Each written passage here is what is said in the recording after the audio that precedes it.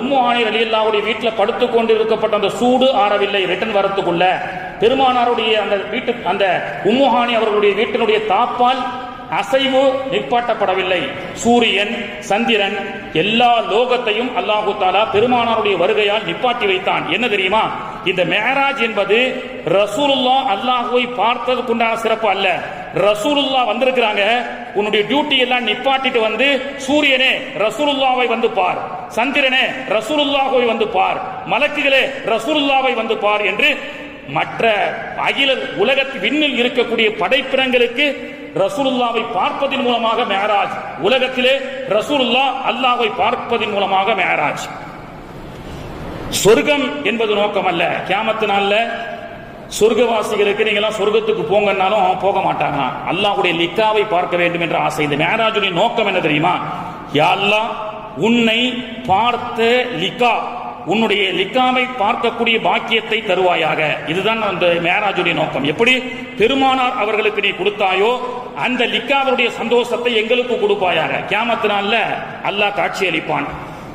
சொர்க்கவாசிகள் எல்லாம் ஃபில்டர் பண்ணி எடுத்துட்டு அல்லாஹ் காட்சி அளிப்பான். சொர்க்கவாசிகள் அல்லாஹ்வுடைய தஜல்லியத்தை பார்த்து மெய் மறந்து 70,000 ஆண்டுகளுக்கு மேலாக என்ன செய்வாங்க? மெய் மறந்து பார்ப்பார்கள்.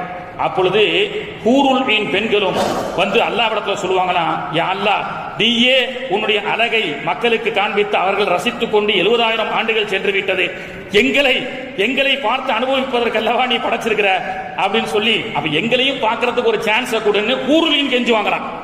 அப்போதான் அல்லாஹு தஆலா எல்லாம் சொர்க்கத்துக்கு போங்க, உங்களுக்கு நிறைய ஹூருல் ஈன் பெண்கள் இருக்கிறாங்க, சொர்க்கத்துல எல்லா வசதிகளும் இருக்குன்னு சொன்னா சில பேர் போயிடுவாங்க. சில பேர் யா அல்லாஹ், உன்னுடைய காட்சியே எங்களுக்கு போதும், சொர்க்கம் வேண்டாம் அப்படின்னு சொல்லும் பொழுதுதான் அல்லாஹு தஆலா அல்லாஹுவை பார்க்க ஆசைப்பட்ட அந்த முத்தகீன்களுக்கு பவுஸ்லிஃபத்துல் ஜன்னத்துல் முத்தகீன், சொர்க்கத்தை முத்தகீன்கள் பக்கம் இழுத்து வரப்படும். மேக்னட் மாதிரி. நீங்க சொர்க்கத்துக்கு போகணும்னு சொன்னா நீங்க கேட்க மாட்டேங்கிறீங்க, என்னதான் பார்த்துட்டு இருக்கணும்னு ஆசைப்படுறீங்க. சோ நீங்க அல்லாஹ்வுடைய தஜல்லியத்துடைய அழகு, அல்லாஹு ஜமீலுன், ரசூல் ஸல்லல்லாஹு அலைஹி வஸல்லம் சொன்னாங்க, அல்லாஹ் ரொம்ப அழகா இருப்பான். யுஹிப்புல் ஜமால, நீங்களும் அழகா இருங்க, அல்லாஹ் உங்களை படைச்ச அந்த மேனிய நல்ல டீசென்ட்டா அழகா நீட்னஸா இருங்கன்னு ரசூல் ஸல்லல்லாஹு அலைஹி வஸல்லம் சொல்லுவாங்க.